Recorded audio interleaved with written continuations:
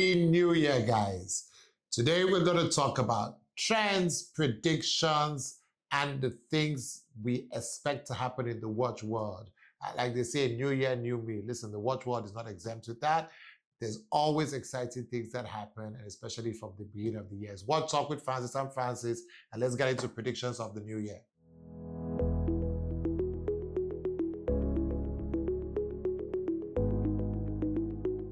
So we're going to break this into three categories. We're going to talk about trends that we predict or predicted trends that we expect are going to come up.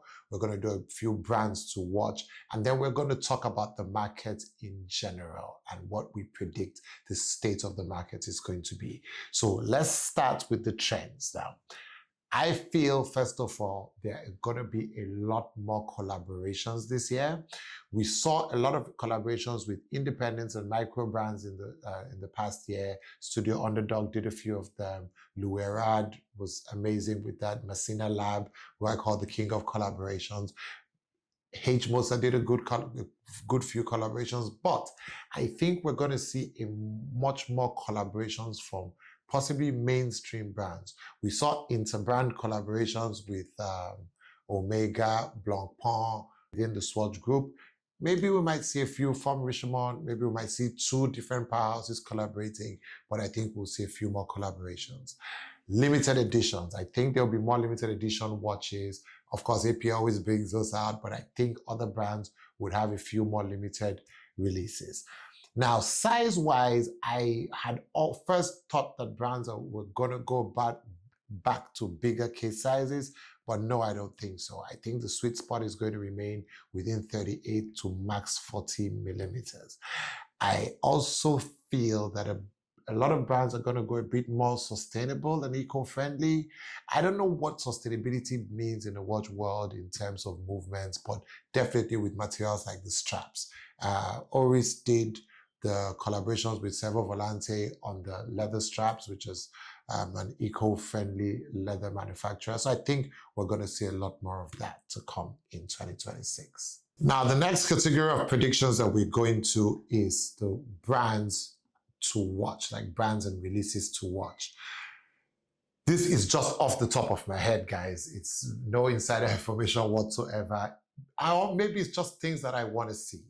Now, first of all, I'm going to have Longines on my radar.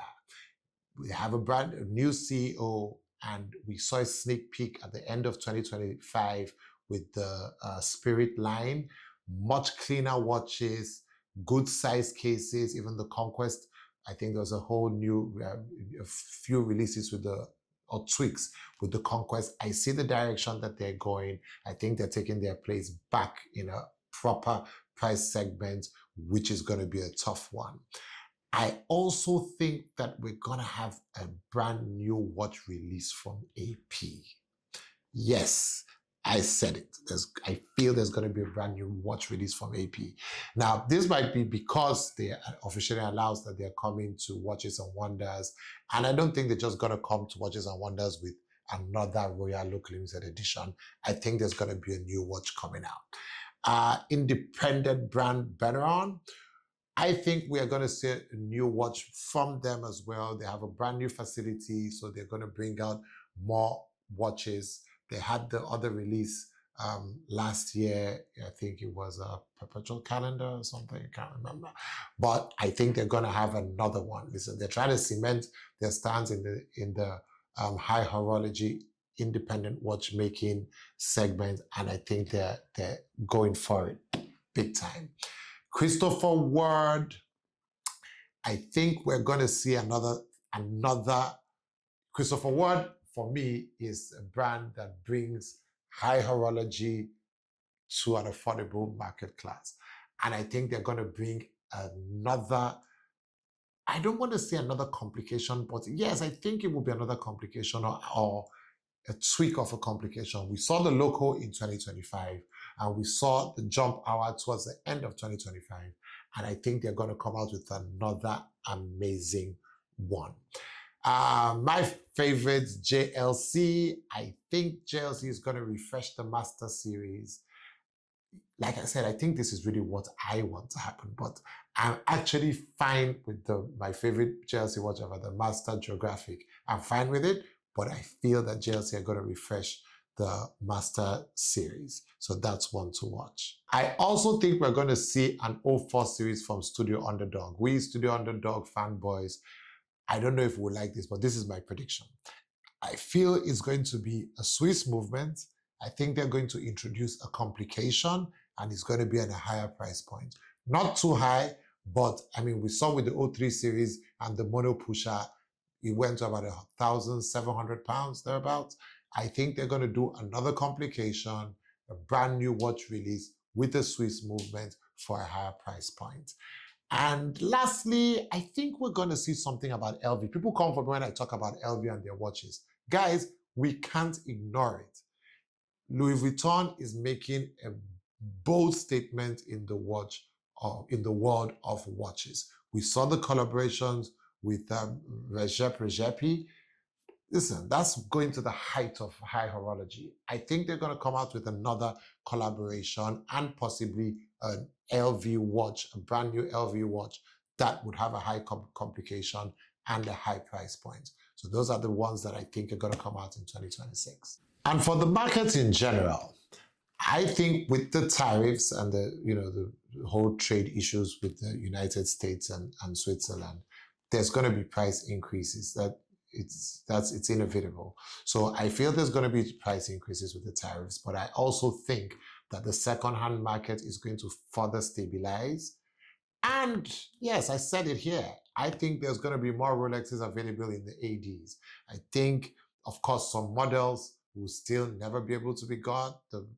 All the GMT Master 2s, the sports models, the Daytonas, those will still be hard to get. But I think we should, it already started. We should be able to walk into a Rolex dealership and get a date just like we used to, at least, or an Explorer. I think that's going to happen now, for sure. And lastly, I fear an overproduction and oversaturation. Let me explain. I think there has been an increase in watch collectors, an increase in enthusiasts, and an increase in trends. This might be fueled by overconsumption, be it social media, I don't know what it is, but with that more and more interest we get, more and more trends that exist, a lot of brands are going to hop on the trends. I will give it an example. Last summer, there were a lot of brands coming out with summer colors. So there was loads of watches that we know with colorful dials all of a sudden. I think things like that are going to happen. So where one brand might just produce 6 new colors for summer and another brand produces 6 new colors for summer, things like that might happen. So a lot of trends are going to happen. A lot of brands are going to hop on these trends, and there might be overproduction. If overproduction might cause oversaturation, but you know what? That might drag prices down. I don't know. I'll let you guys tell it. So those were my predictions. Now, I'm sure you guys have yours. As usual, you know how we do it. Let's talk about it in the comments. Send me all your messages. Send me your predictions, and then we'll banter it through. What Talk with Francis, first video of the year. Let's get going. Happy New Year, guys.